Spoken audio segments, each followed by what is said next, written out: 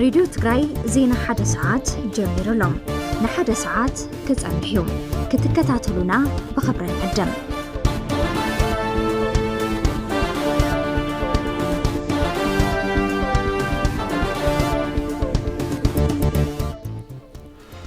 سلام طعنا هبلي كبراتن كبرانا دمستنا بمنقد ايجنسي مراخو حفاش تግራይ ኣብ ድምጽ ሕዝመት ራዲዮ ትግራይ በኤፍኤም 98.0 ብ910 ማእከላይ ማዕበልን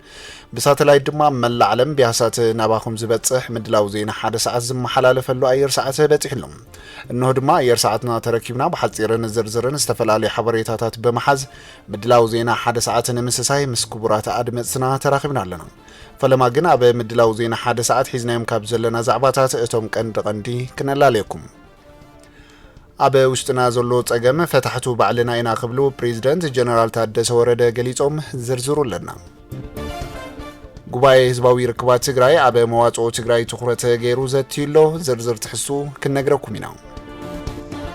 من محدار كتما مغلع تعطرين زوات اللوم وقنات مرداتا كارتا تحستو مريت كم زبا فليتلو حبريتا حزنا لنا حمان فوفيا انتاي مالتيو مبقسيون مكالا خليون كنزبل دما ملس لنا كابه وطا دما بغارت أمريكا زمررا چاينا نهاجرات إيجان وعلنا طاقتنا نقدي تفراري من اللواء زدما أكال مدلونايو كبراتن كبران نرمسنا كسابه مود أسازينا حبيركم نانت تنيحكم بزعبا زيومن كالوتن بحطيرن زرزرن حبريتاتاتن كافلكم كخونيو تصوات سبورت وش تعدن وتعنون أكل مدلاونا أن تقنوا قيتوا من النجوس دما مدلاو زينا حد ساعات بمسساي حبيركم لكم كسابه مززام مدلاو زينا حد ساعات دمتو حسمة راديو تግራይ ببزل لخمو سنايت عنحيت كخون لكم أننا تمننا بتي بفلما زحزنا حبريتهم فيلم من محدار كتما مغلع تعطرين زوات اللوم العلي حموش شحنة شدو شميتن سراسوات كاب عسران حموش انتقمتي كلتا شحن 10 سنة عامة مرجميرو مرداتا كارتا تحسو مريت مالتون سايت بلان كم زهب عفليتو كما قلتا بيت صحفتات طامان محدران مريت كتما مغلع أبا زحلفو أوارح استقايد موطاعتا قطرين العلي حموش شحن شدو شميتن سراسوات كاب عسران حموش انتقمتي كلتا شحن 10 سنة عامة مرجميرو مرداتا كارتا تحستو مريت مالتون سايت بلان كم زهب حلافي اتبيت صحفت ايتازرو تولد برهان يوم قليتهم زلهم بفلاي قريتا ابستلعل اللومن كم زي قبوم ابسترقاقت اللومن لعلي حدميتي زخونا اكالات كابتعتا كسرزون نابانك مريت اتاو قوون كم استقبر دمان ايتازرو تولد برهان ابريهم كبل اف ام مغالايو تسبتي بزلهم نابتي زغطل حبريتا انت نسجر عقب نوحسنا بهير بزبل مري حساب بعد دلاونة قباي هزباوي ركبات تقراي عبز تخايد زتن مواطو تقراي زملاخد سند علاو خوين اللوم اتي بعل 45 قطعة سند تاريخ اللو كنتات مواطوون تقراي زبلو سلست معرفات زحزيو نت سند زغربو عبال قباي هزباوي ركبات ايتي ما نزراي ات سند كاند تقام تقراي استراتيجي كاوي مرحنة زي مهلاويو كابزبل استبقس مخانو ارديوم اتسند هلاو بهر مونو موحاس بهراو حدقاتات منصار عامتات مودابه مرحنتاوي سغغر مكيادن بهراوي امامتاتن محنصات قلفي منገድታት ገይሩ ከም ዘቀመጠውን ተዛሪቦም ዝተወደበ ኣብ ሓደ አጀንዳ ዝዓሰለን ኢድ ኩሎም አካላት ዝዓረፈሉን ብሄራዊ እማመ ምሕንጻጽ ከም ዘድሊ ዝገለጹ ኣይተየማነ እቲ ብሄራዊ እማመ እታ ብሄር ክኸውንን ሕጋዊ ድጋፍ ክረክብን ምግባር ዘኽእል ምንቅስቃስ ኣብ ዝተገደበ ግዜ ምጅማር የድሊሎም ጸገም ትግራይ ንምፍታሕ ክልላዊ ቤት ምኽሪ ምጥያሽ ከም ዘድሊ ዝገለጹ ኣይተየማነ ንትግበርኡ ድማ ፖለቲካዊ ውድባትን ሰራዊትን ትግራይ ሲቪክን ሲቪል ማሕበራትን ማሕበረሰብ ንግዲ ትካላት ሚድያን ዕዙዝ ግደ ክጻወቱ ጸዊዖም እቲ ሰነድ ብሄራዊ ሓደጋታትን ጠለባትን ብዝርዝር ብምንጻር ንመፍትሖም ድልዊ ምዃንን ዛግድ ዝተነጸሩ ሒዝካ ድማ ናብ ህጹጽ ወፍሪ ለውጥ ምእታው ከም ዘድሊ ይጠቅስ أبا زقرب سند عمل كيتم حتى رئيتون زقربوا تساتفتي بوغنم زقرب سند بمن عاد أبا تكبارا ونتو جنت أرطارا خمزلوم قليتهم اللوم كابزي زعباكي وطانا زرزرنا بتحزنا اللو حبريتا انت نسجر تقامات تقراي نمكلال كاب ننبع لخا من نقار وطينا نابنا حبار حساب نممتا كسرحي قباء تباهيلوم إذا استوهالا أقبئ نوحسنا بهير بزبل مري حساب بعد دلاونة قباء هزوا وركبات تقراي أبا استخايده زاتايوم بصارحتنا أستير قبر سلوس توسخ له أكاب بورد قبائي حزباዊ ርክባት ትግራይ ኣባ ጥዑም በርሃም ስቃይ ተመዛበልቲ በብመዓልቱና ወስኸም መናእሰይ ናብ ስደትና ወሓዙ ኣብ ዘለውሉ እዋን ኣፈላላይ ሓሳባት ናብ ሓደ ምምጻእ እንኮ መፍትሒ ኢሎም ጸገማትና መፍታሕ ግዜ ዝይወሃቦ ህጹጽ ጉዳይ ምዃኑ ብተረዲእና ቅድሚ ርክብ ምስ ካልኦት ኣብ በዓልትና ከም ተጋሩ ኣብ ትግራይና ተዓራሪና ሕብረት ፈጢርናን حيلنا حبرتنا تاريخنا زمسكرو حقي أبال بورد قبائي حزباዊ ርክባት ትግራይ በዓል ሃፍቲ ኣይተዘርኡ ገብረ ሊባኖስ ኣብ ዘቕረብዎ ሓሳብ ካብ ሕሉፍ ጌጋ ትምህርቲ ብምውሳድ ህዝቢ ትግራይ ከድሕና ኣብ ዝኽእል ሓሳብ ክንዓስል ይግባእ ኢሎም ኣብ 21ኛ ክፍለ ዘመን ኮይና ናይ 18 ክፍለ ዘመን ያንሰራ ሕሉፍ ኮዚ ኮይና ንባል ተመሊስና ኢና ላውና ኣትለና ስለዚ በተለይ ናይ ምሁርና ውጥየት ናይ ነቕሓትና ውጥየት ካፍቲ ሕሉፍ ብምንታይ ኣማሓይሽ ኣለኹ ኣነ ዝብል እንተነሓሱ ኣብ 20ኛ ክፍለ ዘመን ስሕተት ነይርዎ ለምንታይ 21ኛ ክፍለ ዘመን ላይ ኣረምናዩ ድህረ ጦርነት እኮ ከምኡ ይለጋጥምና በልና ዲና ክንነብር ዘለና በተለይ ግን ለልሂቃን ትግራይ ክብሎ ዝኽእል ማሕበራዊ ምክብባርና ይጠፍእ ኣሎ ሓበራዊ ድሌታትና እናተበጣጠሰን እናተበታተኸን ይኸይድ ኣሎ ካብ ኣናነትን ውልቃውነትን ወፂና ህዝብናን ዓድናን ነቐድም እያ ተሳተፍቲ እቲ መድረኽ በወገኖም ኣብቲ ዝተኻየደ ጉባኤ ምልክቶም ዝስዕብ ሓሳብ ኣለዎም ዓወት ጃለሜ ዝበሃል በዓል ሞያ ሕጊ እቲ ካሊእ ክብርታት ገለመለ ከም ዘሎ ኮይኑ ኣብ ዲፕሎማሲ ብጣዕሚ ድኽመት ኣለና ኢለ ይኣምነ ሶ ነዚ ንምሽፋን ድሕሪ ውዕል ፕሪቶርያ ትዕድል ምስ ተኸፈተ ኣብ ማእኸል ዓዲ ዘሎ ሰብ ኣብ ትግራይ ዘሎ ምስሊ ብጣዕሚ ዝተጋገዩ ኮምባቲቭ ጌርካ ናይ ምርኣይ ጦረኛ ጌርካ ናይ ምርኣይ ስእሊ ኣሎ ንሱ ኣብ ምስትኽኻል ኣይሰራሕናን ማለት ዕድል ዋላ ምስተረኸቡን ማለት يغنيلي شومي زمن دستا بحال ናይ መጀመርያ ሕቶታ እዩ መንእሰይ ዝሓቆፈ ድዩ ናቶም ሓሳብ ከኒኦ ድዩ ማለት መንእሰይ ትግራይ ጥራሕ ከኾነስ ደቂ ኣንስትዮና ኸ ነምፀን ኣለና ዲና ካብ ውዕል ፕሪቶርያ ዝተምሂርና ዲና ገብረትንሳኤ ወልደ ሚካኤል ይበሃል ካብ ውዱ ሳልሳይ ወያነ ትግራይ ኣብ ትግራይ ብጣዕሚ ውሕዳት ዘባእሳ ነገራት ኣሎ ሓደ ኣነነት ዝብል ኣሎ ኣነ ተዘይባሪኸዮ ኣነ ተዘይፈትዮ ምዕንቃፍ ማለት እዩ ይኸውንን ምባል ማለት እዩ ከም ፖለቲካ ባህል ኮይኑ እዚ ብጣዕሚ ኣዝዩ ሓደገኛ እዩ ስለዚ ከምዚ ዓይነት ዕንቅፋት ዝኾነና ኮይኑ እዚ ክንጥብሮ ይግባእ መፍትሒ ክንእምጠሉ ይግባእ ማለት እዩ ኣብቲ ጉባኤ ዝተረኸቡ ፕሬዚደንት ጊዜያዊ ምምሕዳር ትግራይ ታደሰ ወረደም ኣብ ውሽጥና ዝፍጠሩ ዘይምርድዳእ ውድቀት ትግራይ ንኽጋደድ ምኽንያት ይኾን ከም ዘሎን ነዚ ንምፍታሕ ድማ ህዝባዊ ርክባት ምጥንኻር ወሳኒ ኢሎም ሽግር ውሽጥና ኣሎ ህዝቡን ፈጠርቱ በዓልና ኢና ነቲ ዝፈጠርናዮ ኣብ ምግዳድ ዝዋስኡ ዘለዉ ናይ ደገ ምኽኒት ንዖም ኣይንበር እዞም ክንፈትሖ ንኽእል በዓልና ኢና ኣካልቲ መፍትሒ ዝኾነ ድማ እቲ ህዝባዊ ርክባት ወይ ድማ ፓብሊክ ዲፕሎማሲ ዝበሃል ኣካልቲ መፍትሒ ካብዚ ኣንጻር እዩ ክድገፍ ዘለዎ ክበረታታዕ ዘለዎ ኣብቲ ዝተኻየደ ጉባኤ ታሪኽን ህልውን መጻኢ ትግራይ ከመሓይሽ ዝኽእል ሰነድ ዕላው ኮይኑ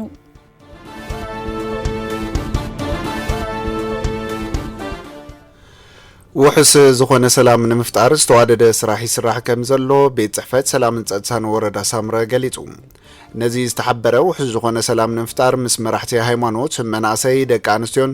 ኣብ ሕድሕድ ጣብያታት ዝርከቡ ፖሊስ ኮሚኒቲን ብሓባር ብምዝታይ ዘተ ዋዕላ ሰላምን ጸጥታን ኣብ ወረዳ ኣብ ጣብያታትን ዓዲ ወያነ ሳምረን መትከል ልምዓትን ኣብ ዝተሳለጠሉ እዋን እዩ እተን ጣብያታት ኣብ ዙርያ ምዕሳል ሰላምን ጸጥታን ምስ መናእሰይን መራሕቲ ሃይማኖት ሓረስቶት ደቂ ኣንስትዮን ፖሊስ ኮሚኒቲ እተን ጣብያታትን ብምውዳድ ኣብ ጣቢኦምን ወረዳኦምን ዘለው ጸገማት ጸጥታን ጸጥታ ዝዘርጉ ስራሕቲ ኣብ ምቕናስን ኣብ ምሕላውን ዝነኣድ ስራሕቲ ከም ዝተሰርሑ ተገሊጹ አዛዚ ፖሊስ ወረዳ ሳምረ ምክትል ኢንስፔክተር ኪሮስ አሸብር ከም ዝበልዎ እዚ ዋዕላ ሰላም ሕዚ ኣብ ሰለስተ ጣብያታት እታ ወረዳ ብምክያዱ ከተባባዕን ክምስገን ዝግባእ እንትኸውን ሰላም ልዕሊ ኩሉ ምዃኑ ኩሉ ማሕበረሰብ ኣሚኑሉን ንሰላም ግቡእ ትኩረት ክሰርሓሉን ስለ ዝግባእ ዝተረፋ ጣብያታት እውን ናይዚ መቐጸልታ ኣብ ዙርያ ሰላምን ጸጥታን ዓዶምን ወረዳኦምን ክሰርሑ ዝኽእሉ ናይ ማሕበረሰብ ፎረም መኽበርቲ ሰላም ኣካላትን ብምጥያሽ ኣብ ዝግበሩ ንሰላም ዓንቀፍቲ ስራሕቲ ተዋዲዶም ክሰርሑሉ ይግባእ ክብሉ ሓቢሮም ተሳተፍቲ በወገኖም ናይ ሰላምን ጸጥታን ስራሕቲ ንምስራሕ ሕዚ ተጀሚሩ ዘሎ ጅማሮታት ቀጻልነት ክህልዎ ይግባእ ኢሎም ኣብታ ወረዳ ዝፍጠሩ ጎንጽታት በመቐናስን ዝተፈጠሩ ድማ ብምርድዳእን ሰላም ብምፍጣርን ተዋዲድካ ክስራሕ ይግባእ ኢሎም ከም ጸብጻብ ሓበሬታን ርክበን ወረዳ ሳምረ ናብቲ ዝቕጽል ሓበሬታ እንትንሰግር ኣባላት ሓይልታት ጸጥታ ትግራይ ኣብ ወረዳ ሓይለ ዝርከባ ጣብያታት ናይ ዘለዎ ኣባላት ስድራ ጀጋኑ ስዋኣት ዝባጽሐ ዝራእቶም ካብ እዋኑ ዘይሓለወ ዝናብ ንምድሓን ዝዓለመ ወፍሪ ዓጺድ ኣካይዶም ኣብቲ ወፍሪ ዓጺድ ኣብ ከተማ ፈረስማይ እትርከብ ኣሃዱ ኣርሚ 42 ሓዊሱ መላ ሰራሕተኛታት መንግስቲ እታ ወረዳ ተሳቲፎም እዮም ኣመራርሓ ክፍለ ሰራዊት ፈንቀለ ተጋዳላይ ካሳ መዝገበ ማለት እውን ወድማማ እዚ ሎሚ እነካይዶ ዘለና ወፍሪ ሓገዝ ካብቶም መርኣይ ህዝባውነትን ሓደ እዩ በመባል ጀጋኑ ስዋኣት ብጾት ትንፋሶም ሂቦም ንጹህ ኣየር ክነተንፍስ ዝገበሩ ጀጋኑ ስለዝኾኑ ንሕና ድማ ዝሓደጉልና ሓደራ ኣስጢምና በመሓዝ ንስድራ ስዋኣትና ኣብ ጎኖም ጠጠዊና ኩለ መዳያ ወቃልሲ ከም እንገብር ንምርጋጽ እዩ እዚ ወፍሪ ዓጺድ ነካይድ ዘለና ክብሉ ሓሳቦም ገሊጾም እዚ ሓገዝ እዚ ንስድራ ስዋኣት ጥራሕ ዘይኮነስ ንኻልኦት ዝተጸገሙ ወገናትና እውን መደባት ሒዝና ንምሕጋዝ ኣጠናኺርና ክንቅጽለሉ ኢና ብምባል ድማ ወሲኾም ሓቢሮም ሓገዝ ተገበረሎም ስድራ ስዋኣትን ስድራ ተጋደልትን በግዶም ነቲ ብክፍለ ሰራዊት ፈንቀለን ብሰራሕተኛታት መንግስቲ ኣብያተ ዕዮን ዝተገበረሎም ሓገዝ ድሕሪ ምምስጋን ብፍላይ ሰራዊት ትግራይ መድሕንን ዋሕስላወናን እዩ ብምባል ገሊጾም ኣለዉ ሰላምን ጸጥታን ውሕስ ክኸውን ካብ ምግባር ብተወሳኺ ኣብ ማሕበራዊ ጸገማት ብግልወትን ንዋትን ዝሕግዝ ዘሎ ክፍለ ሰራዊት ፈንቀል ብጣዕሚ ነመስግን ብምባል ገሊጾም ክብል ርክብ ህዝቢ ወረዳ ሓይለ እዩ ጸብጢው ዘሎ ናብቲ ብዝርዝር ዝሓትናዮ ዜና እንትንሰግር ብምትሕባር ኮሚሽን ሓርበኛታት ትግራይ ንስድራ ስዋኣትን ጉዳኣት ኣካል ሓርበኛታትን ንምድጋፍን ንምሕካምን ኣብ ዝካየድ ዘሎ ወፍሪ ኩሉ ትግራዋይ ግድኡ ክፍጽም ከም ዝግባእ ጉዳኣት ኣካል ሓርበኛታትን ስድራ ስዋኣትን ጸዊዖም እቲ ወፍሪ ካብ 16 ጥቅምቲ ክሳብ 30 ጥቅምቲ 2018 ዓመተ ምህረት ከም ዝሳለጥን መቐለ ሓዊሱ ኣብ 8 ዓበይቲ ከተማታት ትግራይ ድማ ጉያ ከም ዝካየድን ኮሚሽን ሓርበኛታት ትግራይ ኣፍሊጡሉ ኤፍሬም ገብረኺዳን ተወሳኺሉ ምእንተ ሓለዋትን ድሕንነትን ህዝቢ ትግራይ ህይወት ንዝኸፈሉ ሰማዕታት ስድሮኦም ክድገፉን ኣካሎም ዝገደሉ ሓርበኛታት ድማ ግቡእ ሕክምና ክረኽቡ ኣብ ዝግበር ጻዕሪ ግደ ሕብረተሰብ ልዑል ከም ዝኾነ ዝገለጹ ስድራ ስዋኣት ኮሚሽን ሓርበኛታት ነዚ ተበግሶ ብምውሳድ ዝተፈላለዩ ፕሮጀክትታት ብምሕንጻጽ ዘካይዶ ዘሎ ድጋፍ ናይ ኩሉ ትግራዋይ እጃም ከም ዝኾነ ይዛረቡ ህዝብና ዝህበና ዘሎ ክብሪ ዓብይ ምስጋና እዩ ዘለና ሓርበኛ ኮሚሽን እውን ስድራ ስውእስ ጉድኣት ኣካላትናስ ናብ ዝሐሸ ኩነታት ክምልስ ጻዕርታት ይገብር ትንስኢቱ ሓደ ተስፋ ዝህብ ስድራ ስውእ ማለት ተስፋ ናይ ንቆርጽ ምስተም ኣካለሱን ኩላት ኮይኖም እኒኦ ደቅና ሳቶም ተሐኪሞም ክሕሾም ሁሉ ነገሩ ክኾኑ በቃ ጽብያትና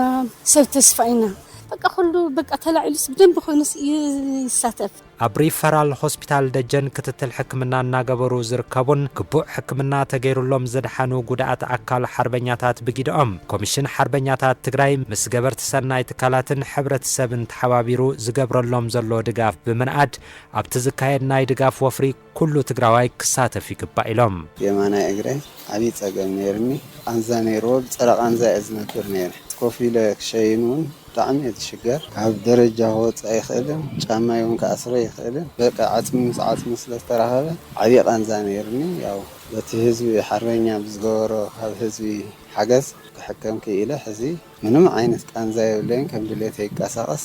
ሳልሳይ ምዕራፍ እውን እያ ተቓላሳይ እውን እያ ስድራ ስውእ እውን እያ ቦታ እዚ ሰሜን እዚ ዝጠበቕ ኣለኹ ሕክምና እዩ ኣብዚ ሕክምና መጀመርያ ንምጭናቕ ነይርና ተጨናኒቕና ማእዚና ንሕከመሉ ተስፋ መቁራጽ ነይሩ ኣብዚ ህዚ ንሪኦ ኣለና ግን ዳርጋ 120 ትሕቲ ብርክል ተሓከምሉ ኩነታት እኒኦ ብኣቶም ጌርና ተስፋ ንገብር ኣለኹ ማለት ንባዕለይ ሕብረተሰብና ደግሞ ንስድራ ስውእ ንኣካል ጉድኢት ተወይልስ ብደንብ ገይሩ ሞራል ገይሩ ካብ ንሕግዘና እምነት ኣለና ጉዳኣት ኣካል ሓርበኛታት ካብ ጉዳኣቶም ክድሕኑ ኣብ ዝግበር ወፍሪ ብርክት ዝበሉ ተሓኪሞም ናብ ንቡር ህይወቶም ከም ዝተመለሱ ዝሓበሩ መካየዲ ስራሕ ሪፈራል ሆስፒታል ደጀን ኣይተምዑዝ ኣስገዶም ሕዚ እውን ጉዳኣት ዘለዎም ሓርበኛታት ብዙሓት ብምዃኖምን ነዚኦም ንምሕካም ኩሉ ትግራዋይ ክረባረብ ኣለዎ ይብሉ እቢ ዝበለ ናይ መጥባሕቲ ወፍሪ ኢና ነካይድ ዘለና أنا وفر المطاحت نقول زلنا بمأخر عندنا صراحة تجرين بهرنيات كوميشن تجرين بستوالده بس مرح اللي 5% حسر زكاة أمم تجارتي نعملنا وحي صراحة زلوا زلنا بتعامل تساقع من قدي تسرع له مالت كاري لذي حلو حويقة موسى مالت بالسب الستران كل اللي محور السوون محوايس تزغونه عاوز كله تراورينا صراحة قبلنا صراحة نقبل لنا زبير مثلا في محل الشغل عم دقاف سدراس وقتن محكام قدات أكل حربنياتاتن كم كوميشن حربنياتات ببجيزيو بروجكتات متأخخب أتوت بمسندا زقبرو زلو تعري زحاشا خمزخونة زحبرو حلفي بروجكت قرطان متأخب حافتن كوميشن حربنياتات تقراي آيتا يرقى برحانه كاب 16 قصاب 3 تقمتي أبزكايد وفري متأخب أتوت وانين كله بمخانو حبرت سب ماليا بمجزاء سدراس وقتن قدات أكل حربنياتاتن أم دقافن محكامن قبو خفتسم تقويعم سدراس وقت بزوخ علنا يومن قدي كوميشن حربنياتات كاب حزبي كاب سبهافتي كاب جوار سناي كاب دياسبوراتات نأكبن دي زدقف أم حكام أقال قدات قليل زي بحال حكيمو كمتي نوري أزنبرنا كرنش زخدو زنورو بمركز زخدو نورو دويلوم بخلت أقرام خدو قبل رؤي زخونا صراحة الناس راح كاب تقم تعصر شدش سقاب 3 زدالو عبيقو ياني استدالو مالياتات تشيطن بتخاو خركب زخيل أتوت ترخيبو ناي أكل قداتنا محكامن مدقاف سدراس وقتنا كابتهم نقورهم من قصقاسات حانت سلازخونا زيا أبزي أخعا كل تقرواي قصات فلا خربار بلا يس أو عيتي زارب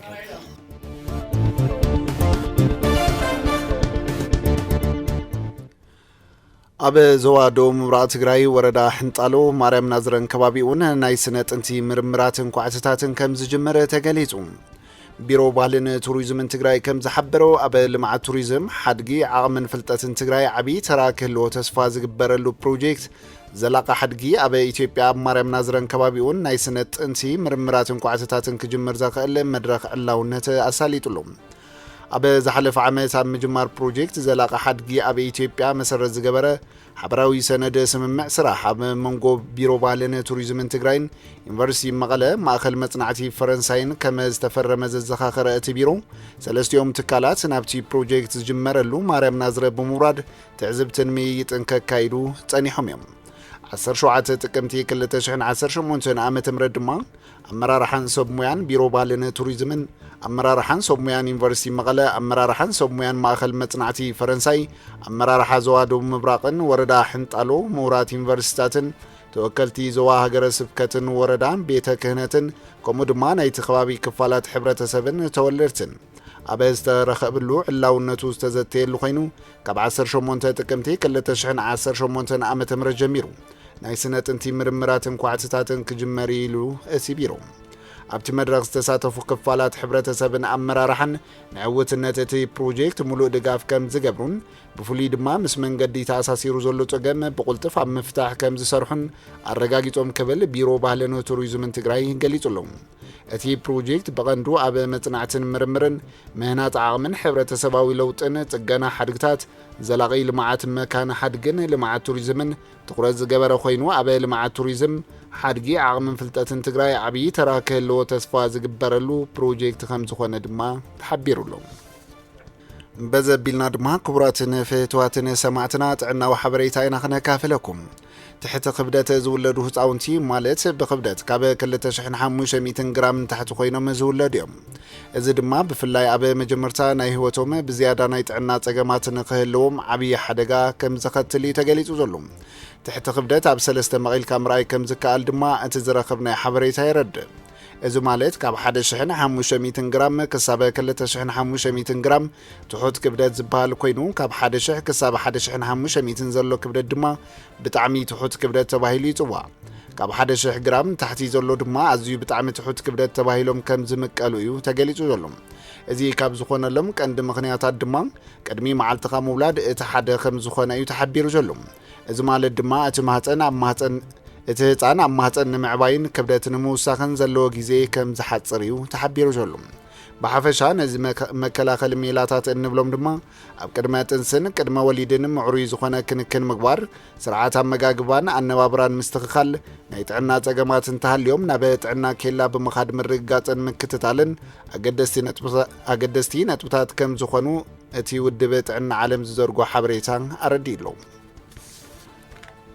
ካብዚ ዛዕባ ከይወፃና ኣብ 2017 ዓመተ ምህረት 400 ትሕቲ ክብደት ዝተወለዱ ሓናጡ ግቡእ ክንክን ተገይሩሎም ዝተማልአ ጥዕናን ክብደትን ሒዞም ከም ዝወፁ ሆስፒታል መኾኒ ኣፍሊጡ ኣብ 2018 ዓመተ ምህረት እውን ሞት ሓናጡ ናብ ትሕቲ 500 ንምውራድ ዓሊሙ ይሰርሕ ምህላው እውን እቲ ሆስፒታል ወሲኹ ኣፍሊጡሉ መሳርሕትና ብርሃነ መስፍን ተወሳኺ ኣለዎ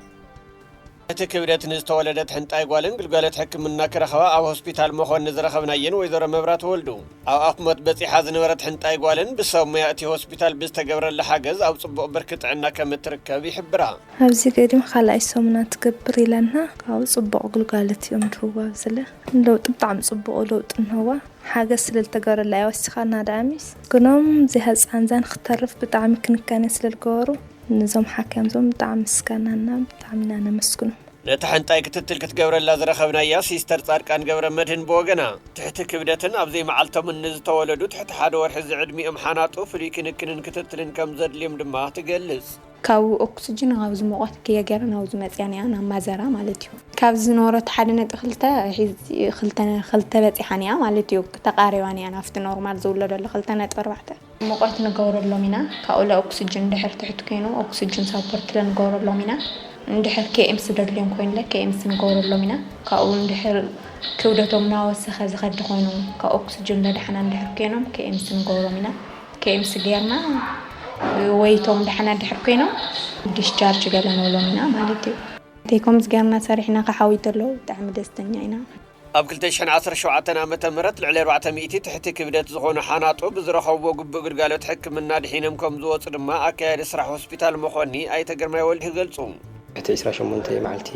ናይ ጥዕና ፀገም ዘለዎም ትሕቲ ክብደት ዘለዎም ወይ ከዓ ናይ ኣፈጣጥራ ፀገም ዘለዎም ህፃውንቲ ግልጋሎት ሕክምና ይረኽቡ እዮም ኣብ ንሓለፈ ዓመት ተሪና ልዕሊ 400 ኣኽል ህፃውንቲ ተሓኪሞም ወፂኦም እዮም ሕዚ እውን ተሪና ብርክት ዝበሉ ህፃውንቲ ኣብ ትካልና ግልጋሎት ሕክምና እናረኸቡ ድሒኖም ንወፁ ኣለዉ ተወሰኑ እንደገና ግልጋሎት ይካውን ሞት እውን ኣሎ ስለዚ ንኡ ተባሂሉ እውን ተፈለየ ክፍሊ ሕክምና ዕሸላት ኣሎ ኣብውን ፋለ ካብ ላዕለዋይ ሓኪም ወይ ስፔሻሊስት እስካብ ኣብኡ ዝሰርሑ ሰሙያ ጥዕና እውን ተመዲቦም ግቡእ ግልጋሎት ይህቡ እዮም ማለት እዩ ኣብ 2018 ዓመተ ምህረት ሞት ሓናጡ ናብ ትሕቲ 500 ንምውራድ ትልሚ እቲ ሆስፒታል ምዃኑ ድማ ኣይተግርማይ የብርሁ ሞት ትሕቲ 28 ነሎ ብጣዕሚ ትኹረት ዘይተገበረሉ ልክ ከም ኣደት ትሞተላ ንዋሃቦ ትኹረት ስለለ ይኾነ ከም ትካል እውን ትኹረት ኢና ክንሰርሕ ከም ዘለና ኢና ፕላን ሒዝና ብናይ WHO ወይ ካብ ውድብ ጥዕና ዓለም ተቐመጠ ስታንዳርድ ኣሎ ኣልሞስ ሕዝና ህና ትሕቲ 5% እዩ ግን ትሕቲ 5% ሞት ሃልና ማለት ستيل ليس رحنايو صراحة كم لنا يعني نملاخت مسنا لنا سيت أب مسنا لنا نايم حرسة awareness مسنا لنا ناع مدرتمات موت لا تحط مورات بتعمل صراحة هذا اللي مخيات حد هسنت متلص نمنت أي مويت ويلكالك عندنا عدة مسرح هذا اللي مقاميه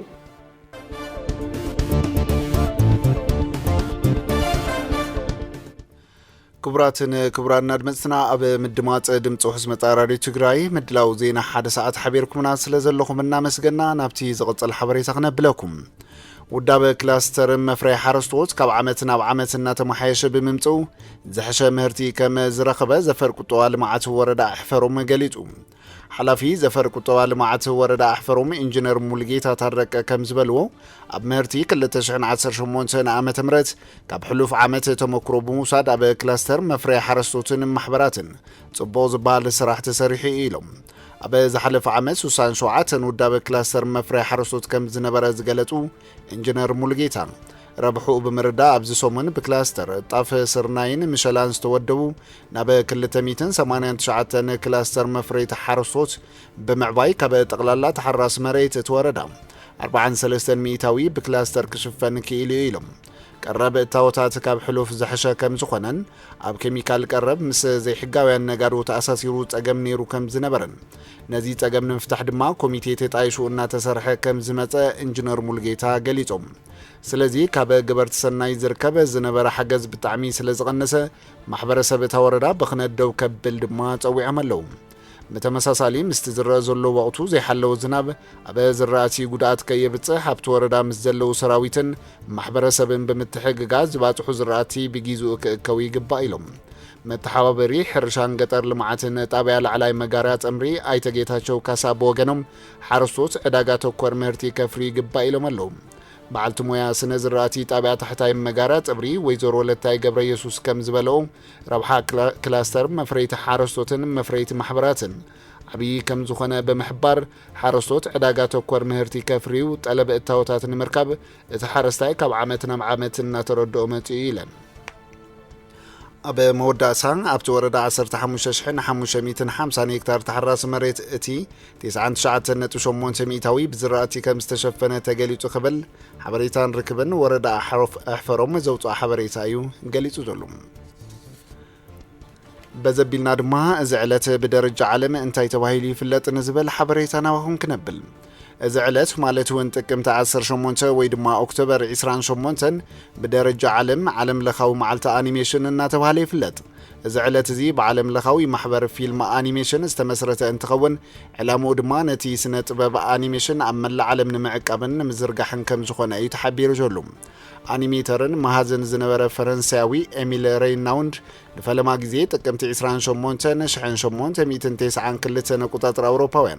تياتر أوبتيك زبلنا أنيميشن سرحو أبا كتما باريس زرقالو علاتيوم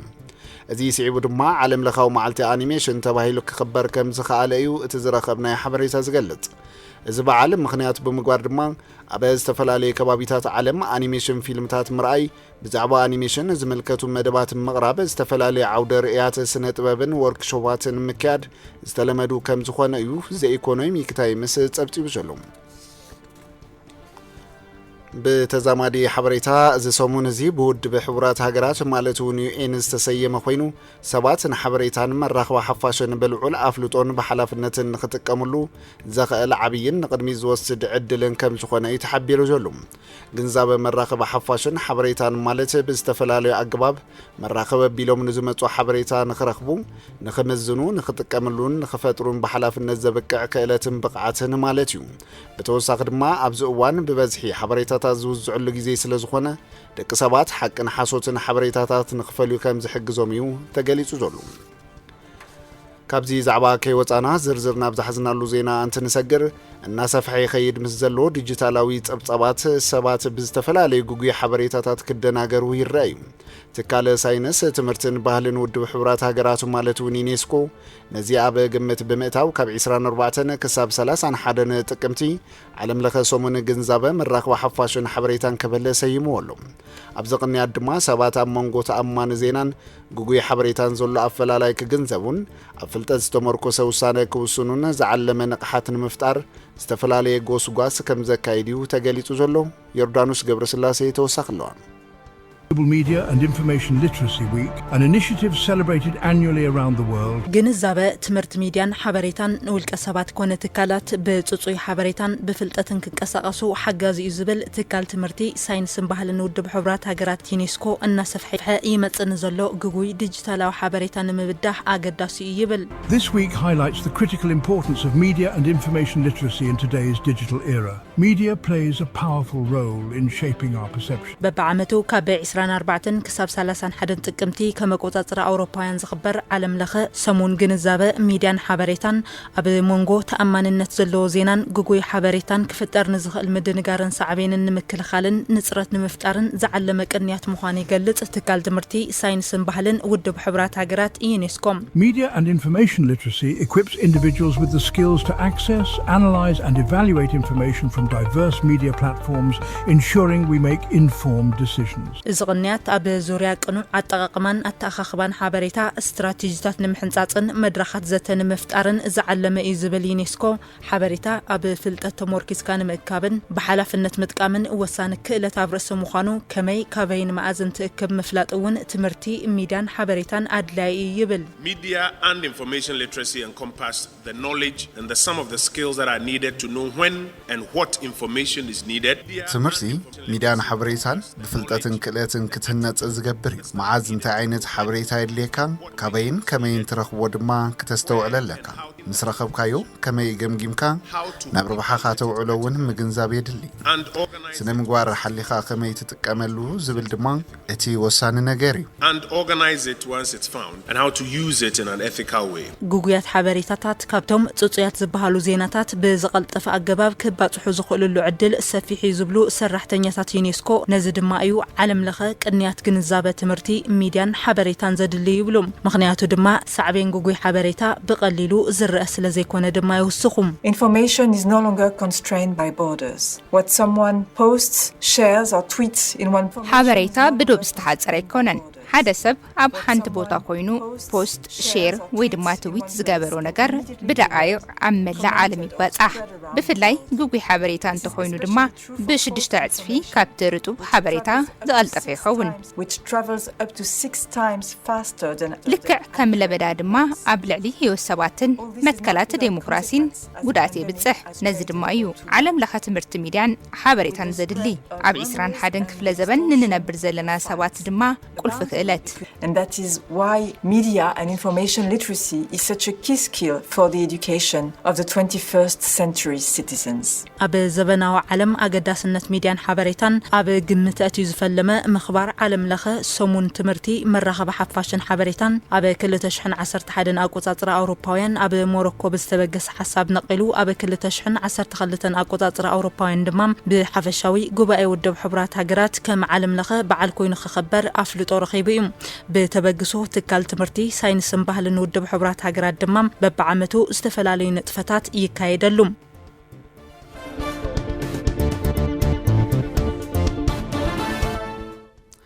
ሕዚ ድማ ናብ ጥዕናዊ ሓበሬታ ኢና ክንመልሰኩም ክቡራትን ፈትዋትን ሰማዕትና ኣእምራዊ ጥዕና ማለት ብዛዕባ ስምዒታዊ ስነ ኣእምራዊ ከምኡውን ማሕበራዊ ደረትን ዝምልከት እዩ እዚ ድማ ንጥዕናናን ናብራናን ብኸመይ ንሓስብ ዝውስን ከም ዝኾነ ይተሓቢር ዘሎ ጥዑይ ኣእምሮ ንምህናፅን ንምዕቃብን ዝሕግዙ ገለ ኣገደስቲ መንገድታት ድማ ክንነግረኩም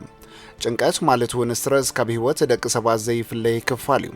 እሳ ኣገዳሲ ግን ብኸመይ ነመሓድሮ ኢልካ ምሕሳብ ከም ዘድሊ እዩ ተገሊጹ ዘሎ ጭንቀት ከም ዘለካ ምፍላጥ ናይ መጀመርታ ስጉምቲ እንትኸውን ብድሕሪኡ ነቲ ጭንቀት ዘስዓበ ነገር ምፍላይ ኣገዳሲ እዩ እቲ ካሊእ ድማ ሓፂርን ቀሊልን ናይ ትንፋስ መመልላስ ልምምድ ምጥቃም እዩ እዚ ልብኻ ንኽሃድእን ጭንቀትካ ንምውሓድን ይሕግዝ ይብል ንስራሕን ዕረፍትን ዝኸውን ግዜ ብንጹር ምፍላይ እውን ሓደ መፍትሒ እዩ ኣብቲ ናይ ዕረፍቲ ግዜኻ ድማ ብቑዕ ዕረፍቲ ምውሳድ ኣድላይ ከም ዝኾነ ይተሓቢሩ ዘሎ እቲ ካሊእ ድማ ንጥዑይ ኣእምራዊ ጥዕና ምስ ካልኦት ሰባት ዘለካ ርክብ ኣገዳሲ ከም ዝኾነ ተሓቢሩ ምስ ቤተሰብካን ብጾትካን ብቐጻሊ ምዝራብን ግዜ ምሕላፍን ጽቡቕ ስምዒት ከም ዝፈጥር ድማ ተገሊጹሉ ጸገም ኣብ ዝገጥመካ ግዜ ሓገዝ ምሕታት ኣይትሕፈር ንሰባት ክትነግር ወይ ፕሮፌሽናል ሓገዝ ክትደሊ ትኽእል ኢኻ ይብል ብፍላይ በዝሒ ግዜ ኣብ ማሕበራዊ መራኸብታት ምሕላፍ ድማ ክትቅንስ ይግባእካ ይብል ኣብ መዓልቲ ካብ 7 እስካብ 9 ሰዓታት ምድቃስ ንኣእምሮኻ ዕረፍቲ ይፈጥርን ስምዒትካ ንምምሕዳር ከም ዝሕግዝን ድማ ሰብ ሞያ እዚ ዓውዲ ይገልጹ ስፖርታዊ ምንቅስቓስ ንኣእምሮ ጥዑም ዝኾነ ኬሚካላት ናብ ኣካላት ንኽመሓላለፉ ስለ ዝገብር ንስምዒትን ጭንቀትን ስለ ዘረጋግዕ ስፖርታዊ ምንቅስቓስ ክነዘውትር ድማ ይምዕዱ ኣእምራዊ ጸገም ኣብ ዝኾነ ሰብ ከጋጥም ዝኽእል ጉዳይ ስለ ዝኾነ እዚ ሕማም ተጋጥም ሓገዝ ምሕታት ድማ ሓይል እምበር ድኻም ከም ዘይኮነ ምግንዛብ ከም ዘድሊ እቶም ሰብ ሞያ ዝዓውዲ ኣተሓሳሲቦም ኣለዉ ካብ ጥዕናዊ ሓበሬታ ከይወፃና ፎብያ ዝምልከት ሓበሬታ ኢና ናባኹም ክነብል ፎብያ ማለት ዘይተገዳሲ ማለት እውን ዘይዕላማዊ ንሓደ ፍሉይ ነገር ወይ ንጥፈት ሃንደበታዊ ዝኾነ ፍርሒ ማለት እዩ እዚ ፍርሒ እዚ ልዕሊ እቲ ናይ ሓቂ ሓደጋ ዝኾነሉ መጠን ዘለዎ ኮይኑ እቲ ሰብ ነቲ ዘፍርሖ ነገር ንኸይረክብ ክብል ህይወቱ ክውንዝፍ ወይ ክልክም ይኽእል እዩ ሓደ ግዜ እኳ ሓንሳብ ምሕሳቡ ጥራይ እውን ጭንቀት ወይ ሃንደበታዊ ስግኣት ማለት እውን ፓኒክ ኣታክ ከስዕበሉ ይኽእል እዩ ብሓፂሩ ፎብያ ማለት ናይ ሓደ ነገር ወይ ኩነታት ዓብይን ዘይዕላማውን ፍርሒ ማለት እዩ መበገስታት ፎብያ ብንጹር ሓደ ጥራሕ ከም ዘይኮነ ዝተገለጸ ኮይኑ መብዛሕትኡ ግዜ ብምትሕዋስ ናይ ዝተፈላለዩ ረቋሒታት ከም ዝመጽኦም ሰብ ሞያ ዝገልጹ ቀንዲ መበገሲታት እቲ ሕማም ምስ ንርኢ ድማ ፍሉይ ፍጻመ ወይ ስምፕራት ማለት እውን ፓስት ኢንሲደንት እንትኸውን እዚ ማለት ሓደ ሰብ ምስ ዘፍርሖ ነገር ወይ ኩነታት ኣብ ዝሓለፈ እዋን ኣዝዩ ሕማቕ ወይ ዘስካሕክሕ ተመክሮ እንተሃልይዎ ንኣብነት ብከልቢ እንተተነኺሱ ከልቢ ናይ ምፍራሕ ፎብያ ክህልዎ ይኽእል ማለት እዩ እቲ ካልኣይ ድማ ካብ ስድራ ብዝተወረሰ ባህሪ እውን ክመጽእ ይኽእል ይብል እዚ ማለት ሓደ ሰብ ኣብ ንእስነት ዕድሚው ወላዲኡ ወይ ካሊእ ናብ ቀረባ ሰብ ንሓደ ነገር ብዝፈርሖ ኣገባብ ምላሽ ክህብ እንተሪኡ ንሱ እውን ነቲ ፍርሒ ክቐድሖ ይኽእል እዩ ማለት እዩ እቲ ሳልሳይ ድማ ጭንቀትን ውጥረትን ኣእምሮ እዩ ነዊሕ ዝጸንሐ ውጥረት ወይ ድማ ከቢድ ጭንቀት ንሓደ ሰብ ኣብ ዝተወሰኑ ኩነታት ሓይሊ ንምምካት ዝሕግዝ ዓቕሚ ክቕንስ ይኽእል እዩ እዚ ድማ ንስጋኣት ዝቐልጠፈ ምላሽ ክፈጥርን ናብ ፎብያ ክዓርግን ይኽእል ይብል ካብዚ ሕማም ንምክልኻል ድማ ዓርስና ካብዞም ዝፀራሕናዮም ነገራት ክነርሕቕ ክብሉ እቶም ሰብ ሞያ ጥዕና ሚዒዶም ኣለዉ ካብዚ ዛዕባ ከይወፃና ክቡራትን ፍትዋትን ሰማዕትና ሕማም ፎብያ ማለት ክትቆፃፀሮ ካብ እትኽእል ወፃኢ ዝኾነ ፍርሒ ኣብ ደቂ ኣንስትዮን ቆልዑን ከም ዝበዝሕ በዓል ሞያ ስነ ልቦና ገሊፆም ኣለዉ እዚ ሕማም ዘፍርሐካ ነገር ቀስ ብቐስ ብምልማድን በዓል ሞያ ብምምኻርን ምቕናስ ከም ዝከኣል ድማ ተዛሪቦም ኣለዉ ሸዊት ኪዱ ተወሳኺ ኣለዎ ሕማም ፎብያ ወይ ድማ ክንቋፅሮ ዘይንኽእል ፍርሒ ዘለዎም ሰባት ኣብ ከተማ መቐለ እናተዘዋወርና ክንሓቲና ምሳና ሰዓው ኣነ ልፍርሐኒ ማለት እዩ ዕውድና ከልቢ እዮም ዝኾነ ግዜ ከልቢ ኣጓይኒ ዝኾነ ዕንጨይቲ ነገር ወዲቓ ተጋሓፀ ኢደይ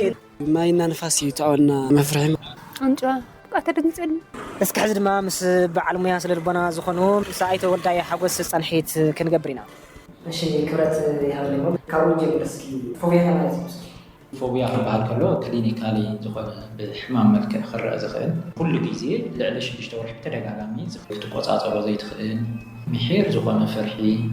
ድሕር ሓልዮ ክትምስኡ ፎብያ ዝበሃል ማለት እዩ እቶም ዓይነታት እንታይ እንታይ እዮም ጽቡቕ ኣብ ሰለስተ ዓበይቲ ክፋላት ተኸፊሎም እዮም ዝረኣዩ ስፔሲፊክ ፎብያ ዝበሃል ኣሎ ንውሱን ነገር ትፈርሐሉ ማለት እዩ ድሕር ሓደ ናይ ከልቢ ፎብያ ወይ ናይ ከልቢ ፍርሓት ዘለዎም ኣለዉ ገሊኡ ናይ ሳሬት ናይ አንጭዋ ስለዚ እዚ ስፔሲፊክ ፎብያ ተባሂሉ ይጽዋዕ እቲ ካልኣዋይ አጎሮፎብያ ይበሃል አጎሮፎብያ ማለት እኩብ ነገር ስቴዲየም ኣትየስ ወይ ኣብ ዕዳጋስ ዝኾነ ተፈጢሩ ከመይ ለኸምልጥ ይኽእል ክዋረድ ይኽእል ገለ ኢሎም ስለ ዝፈርሑ ከምኡ ዓይነት እኩብ ሰባት ዘለዎም ቦታታት ከምኡ ዓይነት ፍርሒ ዘለዎም ሰባት አጎሮፎብያ ይበሃል ማለት እዩ ተሳስዋይ ዓይነት ፎብያ ሶሻል ፎብያ ይበሃል ወይ ከዓ ማሕበራዊ ፍርሓት ንብሎ ብሰብ ምቅርራብ ጋሻ ሰብ በተለይ ንምቕራብ ክኸውድ ይኽእል ኣብ ቅድሚ ሰብ ምግቢ ምብላዕ ክኸውን ይኽእል ኣብ ብዙሕ ነገር ከጋጥም ይኽእል እዩ ናይዚ ሕማም ዝመንከስካ እንታይ እዩ ሓደ ብዓሌት ካብ ቤተሰብ ክንወርሶ ንኽእል ኢና ኣደይ ከልቢ ትፈርሕቲ ኮይናስ ኣነ ናይ ምፍራዕ ዕድለይ ወይ ኣቦይ ከምኡ ካልእ ካብ ቤተሰብ ንመሃሩ ኣነ ናይ አንጭዋ ወይ ከልቢ ብጣዕሚ ኮ እዩ ዘፍርሕ ከምዚ ኮ ኢለ ክዛረብ ከለኹስ ቆልዓ ፍርሒ ክሓድር ይኽእል ማለት እዩ ስነ ልቦናዊ ማህሰይቲ ስነ ኣእምሮዊ ስምራት ንብሎ ድሕር በፂሕና ፍርሒ ክነማዕበል ንኽእል ኢና ንኽእል ብዙ ኬሚካላዊ ኣእምሮና ዘሎ መጠኑ ወይ ዝበዝሕ ወይ ዝውሕድ ኮይኑ እውን ወልፊ ዘምፁ ነገራት ዝወስዱ ሰባት እውን ፈራሓትና ድንጉፃት ናይ ምዃን ነገር ኣሎ እዩ እስኪ ዝርግሑኻ ብፍላይ ካዛጥቆሮ ክፍሊ ሕብረተሰብ ይኸውን እቲ ዝርግሐ ኣብ ዓድና ብዙሕ ኣይተፀንዐን 300-400 ሚልዮን ዘለዎ ሰብ ካብ 5-16% ይበፅሕ እዩ ዝብል እንትን ኣሎ ኣብ ኤስያ ኣውሮፓ ኣፍሪካ ግን ዝነኣሰ ካብ 2-3% ገለ ናይ ምዃን ነገር ከም ዘሎ እዩ ዝሕበር ኣብ ዓድና በተለይ ፆታዊ ጥቃዓት ዝበፅሐን ተዘኩራታት ዘምፁ ነገራት ስለ ዘለውስ ወታደር ይፈርሕ ወታደር ክፈርሕ ክኢሉ እዩ ኣብ ቅድሚ ሰባት ግፍዕ ዝበፅሖም ናብቲ ሰብስ ይስከፉ እዮም ስለዚ መውሳኹ ምንም ሕቶ ይብሉ ፎብያ ኣብ ደቂ ኣንስትዮ ዝበዝሕ ዳርጋ ክልተ ዕፅፊ ገለ እዩ ዝብል ኣብ ህፃናትን ደቂ ኣንስትዮን ዝበዝሐ ከም ዝኾነ እዩ ዘርኢ ዓበይቲ ሰባት ከዓ ብኡ ልክዕ እናቐነሰ እዩ ዝኸይድ መከላኸሊ ቋፀሮ ንከንታይ ክትኽእል ሓደ ህፃን እንተኮይኑ ፀልማት ክፈርሕ ይኽእል ኣይዝኸይድናስ ወፂኡ ምንም ነገር ከም ዘየለ ወፂና ክንሪኦ ኣለና ካልቢ ዝፈርሕ ኮይኑ ወይ ከም ዓይነት ነገር ዝፈርሕ ኮይኑ ቀስ ብቀስ ክንላመዶ ኣለና በተለይ ኣብ ትግራይ ቆልዑ ተተዓባብያ እንትናስ ካልብስ ምንም ማለት ከም ዘይኮነ ብፎቶ ብርሑቕ ብመስኮት ብገለ ነገርና ባዕልና እውን ከምኡ ክንለማመዶ ኣለና ንካልኦት ሰባት እውን ከምዚ ስፖርት ኣመጋግባና ድቃስና ነማሓይሽቲ ኮይና እውን ትጋዝነት ኣለዎ ምስቲ ስነ ኣእምራዊ በሰላ ዝተተሓዘ እንድሕር ኮይኑ ግን በዓል ሞያ ምምኽኻር ዝበለፀ ይኸውን بعلمي أنا سلام روح ولا يحاول يسوي حاولته بس سمعت التراي قلت لي تعلم مسكين شغلني له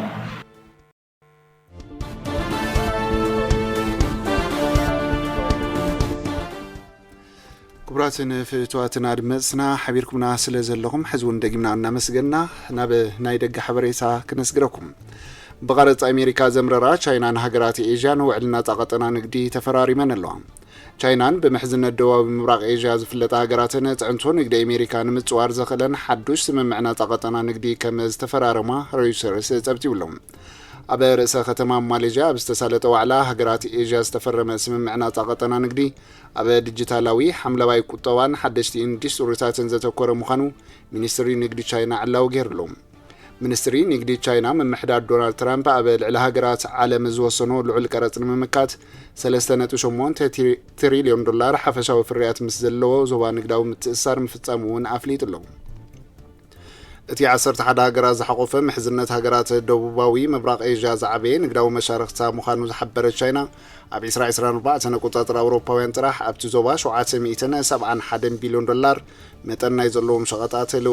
ልውውጥ ንግዲ ከም ዝተኻየደ ገሊጻ ኣላ እቲ ስምምዕ ፕሬዚዳንት ኣሜሪካ ዶናልድ ትራምፕን ፕሬዚዳንት ቻይና ጂ ጂንፒንግን ኣብ መንጎ ክልቲአን ሃገራት ዘሎ ንግዳዊ ምስሓብ ንምፍታሕ ኣብ ዋና ከተማ ደቡብ ኮርያ ተራኺቦም ክዝትዩ ኣብ ዝተቋጸሩሉ እዋን ዝተፈረመ ምዃኑ ሮይተርስ ተወኪሱ ገረዜር ሃይልዩ ጸብጢቡ ዘሎ በዘቢልና ድማ ክቡራትን ፍትዋትን አድመጽና ጸብጻዋ ስፖርት ውሽጥ ዓድን ወጻን እንደምጽሉ ኣየር ሰዓቲና በጥሕና ዘለና አድሚጽና ክንመለስ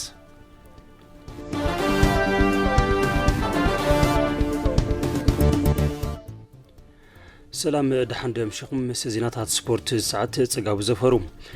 ትግራይ ኣብ ውድድር ኦሎምፒክ ሰገናት ትሕቲ 17 ዓመት ብዝተፈላለዩ ዓይነታት ስፖርት ተዓዊታ ያሬድ ገብረ ዛብሔር ዝለኣኹ ጸብጻቢ ከም ስዕብ ድማ ክቐርብ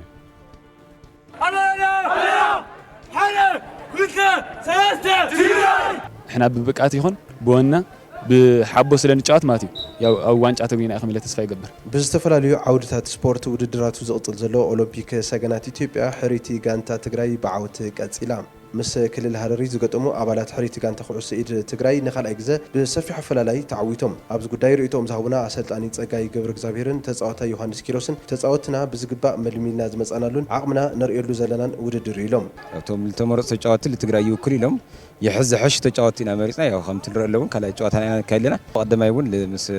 ما خلا إثيوبيا 17 إلى 10 تحمشة زخنا فلا سعرنا هنا يا تصبغ ينيز خونتات مالتي يا زود الدر يا أخي دليل راهوي دليل راهوي يا خمس تري ولا هم لا بك أبتعمي بحارف وننا بحارف أقامنا نينا يا نمرح لنا قلت جزء سعرنا يا خم الدناس محلاتنا الرجاج أنينا يا حارف جواتي زود الدر تتكأتي أم بمفرا يخون قصال زلنا بلوص الناس نمقصال وساني ورئيتو أسلطان ጸጋይን ተጻዋታይ ዮሐንስ ንዩ زم سلطنت أوزيريم خايم لململها خاو همز عينه الدر تزحت له ماتيا لا أنا لزم تحتنا للو بتعم حارف عدلي يا همز عينه سبورتس بصفي حتى كايد أوزي يخون أو تجراي يخون همز عينه وددر تتزجاجي حارف سين الدرجة ويل متسافي هون نعمتنا لو أنت أنا متنا كلنا حنتي اللي بتوكايتكو يدكو عش زلتنا مقلس عندرتها يا قدم كلن كتما قلع سلست أمريكا لاو تخيل وددر هزون لوم لتكو تجارو لتكو توجهات يوم زلونا يا هم تريهم لهم سجنات يوم هم تقول لها عقمهم بسلم بنا بقول بعقم يخون بفيزيكال يخون كم ترى لله تقرأ تركال لخن تمتقوني خالي خوني تقرأ مقالة سبعة عندها راح تخونس كالي كلون ويدكو عشوا لخفري يا مدختيه محلالف مالتي كالي بغانتا كرونومتر ابز تخيده وددر بشكليتا دق تبعتيو 30 كيلومتر شفن خوينو تግራይ ቀዳማይ ሜዳልያ ወርቂ ኦሮሚያ ካልኣይ ሜዳልያ ብሩር አዲስ አበባ ሳልሳይ ሜዳልያ ነሐስ ተዓዊቶም በደቅ አንስትዮ 20 ኪሎሜትር ሸፈነ ውድድር ክሮኖሜትር በጋንታ ኦሮሚያ ቀዳመይቲ ትግራይ ካልኣይቲ አዲስ አበባ ሳልሰይቲ ብምዃን ዛዚመን ኣብ ኩዕሶ ሰኪዕ ድማ በደቅ አንስትዮ 3-3 ወይ ድማ ፍርቅ ሜዳ ምስ ሲዳማ ዝገጠመት ትግራይ 3-1 ስዒራ ኣብ ጸወታ ሙሉእ ሜዳ ድማ ምስ አዲስ አበባ ዝገጠማ ኣባላት ሕሪት ጋንታ ኩዕሶ ሰኪዕ ትግራይ 47-19 ብዓወት አዲስ አበባ ተዛዚሙ ኣብ ስፖርት ዳርት ብንጽል ኣብ ዝተኻየደ ጸወታ ተጻወተ ትግራይ ብኽልቲኡ ጸወታ ናብ ዋንጫ ሓሊፎም ንዝተዋደደ ጸብጻብ ያሬድ ገብረ እግዚአብሔር ካብ ከተማ አዲስ አበባ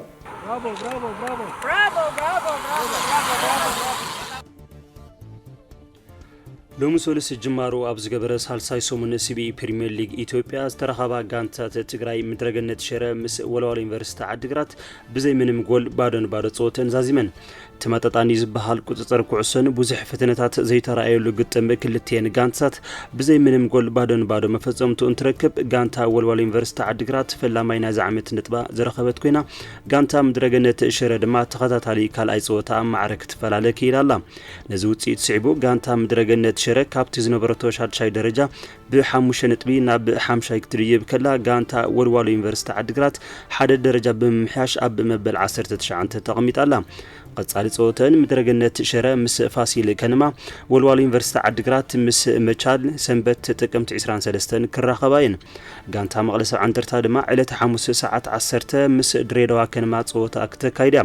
كلتين غانتات اب تاريخن شوعته غزه تراقبا ابتم 4 صوتات مقلس عنترتا تعوت كلا كلت صوتات دما دريدوا عوت قنعوايم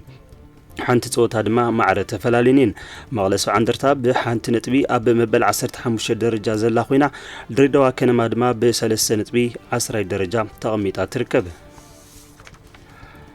اتليت هفتامو ابادي ابز عمت بلص وصيش نمزغاب مدلاو غليصوم زمن برهان زوادو دزبصابي باند بوت دما كم صعب قربي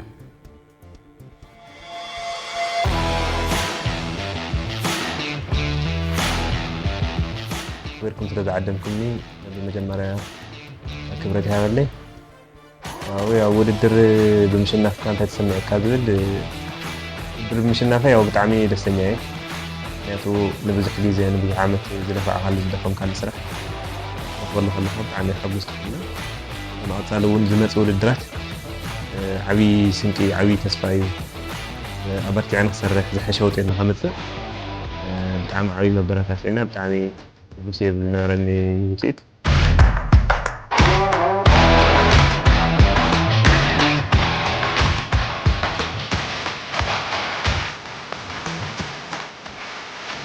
كتنا ودرتي كنا مسلم مانجر إنام سلطاني كنا جبرتي أم كنا جاجيره فقالوا بريزو سنة كاوت كنا أتكلم هذا الدين كنا يفوت كنا قام عش وتاني فهمت حاجة صراحة صار الحمد لله إني عميله وتبص صراحة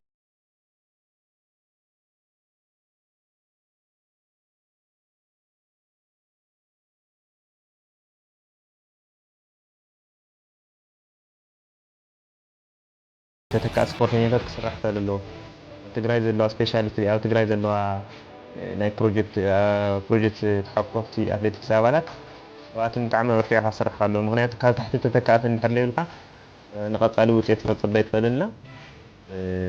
تتكاتي كسرحت له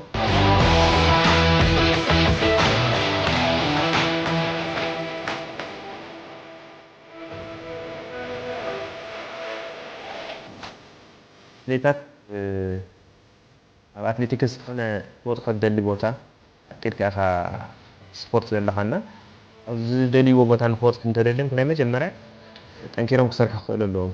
نياتنا تعاوز حكا تدلي نقدر توت حد دلي حكا تنكر كاب مسرحينا تعم تنكرهم كسر حقول لهم مثلا تاني يمدولهم تعزيزهم إنه جبرز جبوانا جرم زوجيت كيرهم تنكرهم كسر فينا قالوا كل واحد سنة مبارك اليوم خير له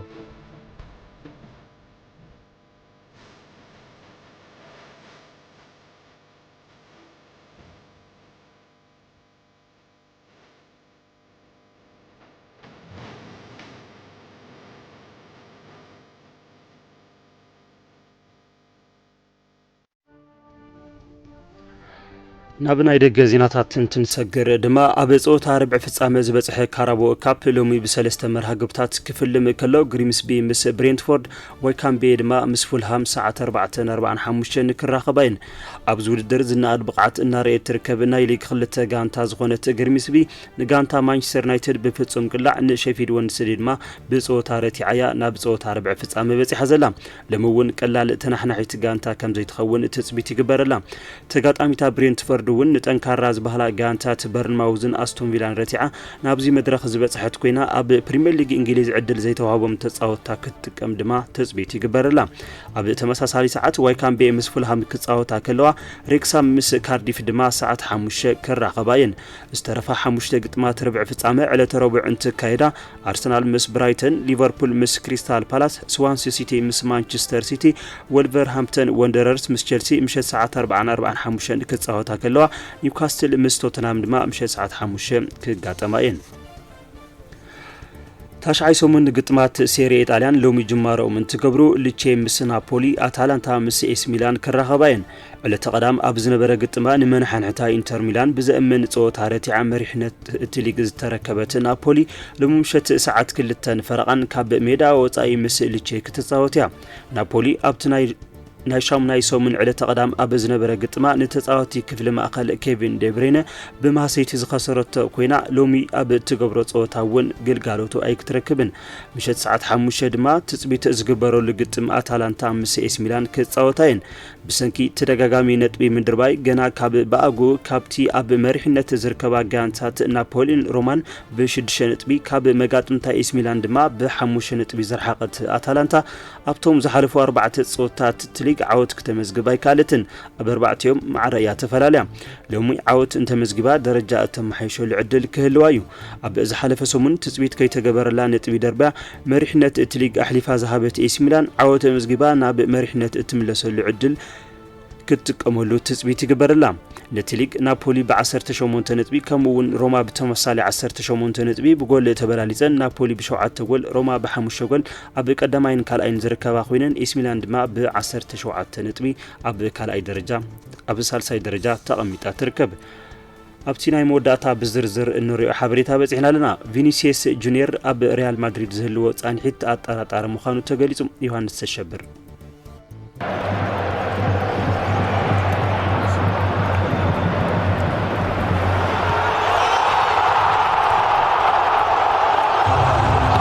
ኣብ ተሃረፍ ጾታ ኤል ክላሲኮ ንመስርሕ መብረት ጸወቲ ተጻቢኡ ብዕግርግርን ቆይቁን ናብ ኣዳራሽ መቀየር ጥብቆ ተዓዝረ ብራዚላዊ ቪንሰስ ጁኒየር ዛዕባ ተላቢዑ ምስከን ዝተዘይጻወሩ ማድሪዳውያን ናብ ክንረአይና ኣትዮም ጃቫ አሎንሶ ተጻወታይ ሎስ ብላንኮስ ኮይኑ ዘሕለፎ ጥምጥም ኤል ክላሲኮ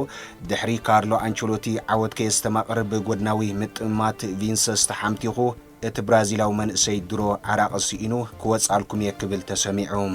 fully showing his disagreement with the Basque coach's decision and he quickly exploded me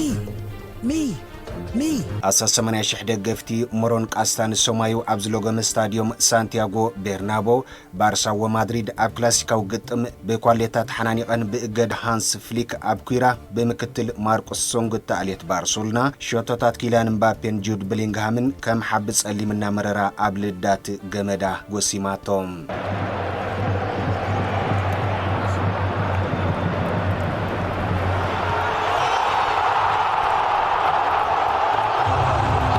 ኣብ ነጥቢ ለውጥ ዘይተምጽእ ሸቶ ፈርሚን ሎፔዝ ፈውስ ግስም ኣቁጺራ 3 ነጥቢ ንማድሪድ ኣረኪባ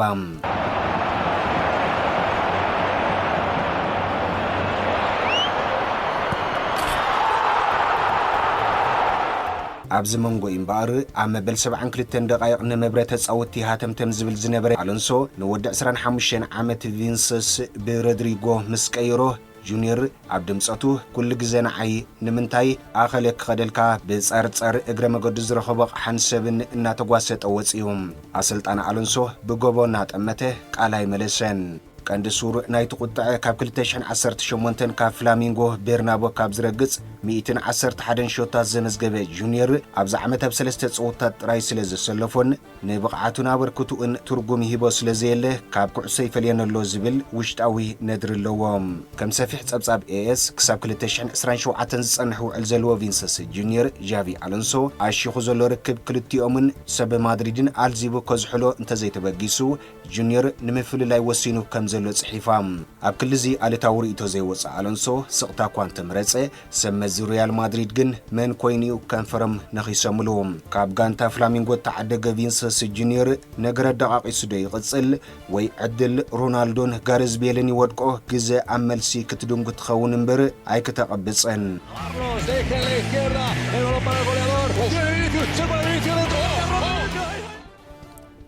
ዜናታት ስፖርት ዛዓት ኣብዚ ዛዚምና ብሩኽ ምሸት ጸብጻባት ስፖርት ውሽጢ ዓድን ወጻን ዘቕረበልና መሳርሕትና ጽጋው ዘፈሩ ኣመስጊና كبراتن كبران نرمسنا على توي مدلاو زينا حد ساعات بزيزا زينا مدلاو زينا حد ساعات زعلة الناس سخو كويتو نقصه بسم الله صوب مويا تكنيك زعلة حبيركم تنحي كساب مززام على توي مدلاو زينا حد ساعات دمتو حسمة راديو تجراي حبيركم ناس لتنحكم الناس قلنا ببزلكم ومسترف مدلاوات راديو تجراي سسرنا يتمنى سلام